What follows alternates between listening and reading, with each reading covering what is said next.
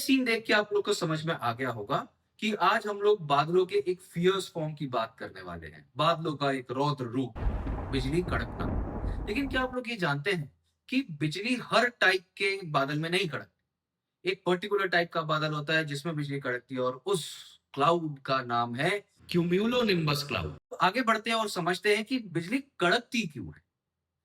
हमारी last video में हमने समझा था कि क्लाउड्स में वाटर ड्रॉपलेट्स होते हैं, थोड़े से ठंडे हो जाते हैं, वही वाटर ड्रॉपलेट्स आइस में कन्वर्ट हो जाते हैं। यानी कुल मिला के बात ये कि हमारे क्लाउड्स में वाटर ड्रॉपलेट्स और आइस दोनों ही हैं। जब ये वाटर ड्रॉपलेट्स और आइस एक दूसरे के साथ मूव करते हैं तो फ्रिक्शन होता है। फ्रिक्शन की वजह से इन दोनों के ऊपर चार्जेस डेवलप होते हैं। जो हमारे आइस पार्टिकल्स हैं या स्नोफ्लेक्स हैं, हल्के होने की वजह से ये ऊपर जाते हैं और इनके ऊपर आ जाता है एक पॉजिटिव चार्ज। वाटर ड्रॉपलेट्स भारी होते हैं, ग्रेविटी की वजह से नीचे आते हैं बादलों में और इनके ऊपर आ जाता है एक नेगेटिव चार्ज।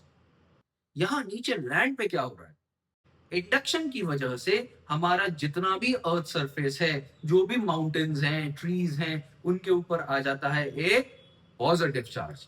धीरे धीरे धीरे धीरे यही चार्जेस एक्यूमुलेट होने लगते हैं और फिर शुरू होती है बिजली कड़कने की कहानी, यानी चार्ज का डिस्चार्ज होना। जैसे ही चार्ज बहुत सारे एक्यूमुलेट हो जाते हैं तो चार्ज डिस्चार्ज होने लगता है और ये जो चार्ज है ये डिस्चार्ज होता है एक स्पार्क के फॉर्म में और वही स्पार्क धीरे धीरे धीरे बढ़ता चला जाता है और हमें दिखती है एक बिजली, यानी लाइटनिंग। अब आप लोग सोच रहे होंगे कि सर बिजली तो कड़क गई, लेकिन ये आवाज कहां से आई? मैं समझाता हूं।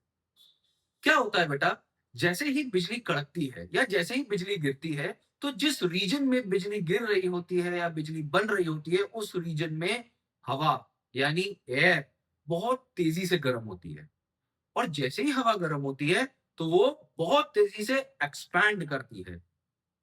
जैसे ही वो एक्सपैंड करती है तो एक शॉक वेव डेवलप होता है।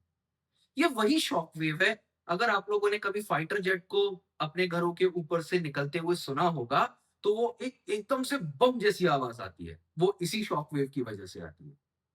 यानी बिजली गिरी, हवा गर्म हुई, हवा एक्सपैंड हुई, एक शॉक वेव जनरेट हुआ और उस शॉक वेव की वजह से बना वो बम की तरह साउंड।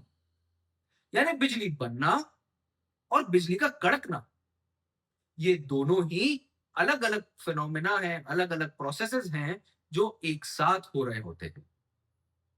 तो अब आप लोग समझ गए होंगे कि बिजली कड़कना और ये बादलों का रौद्र रूप होता क्या है,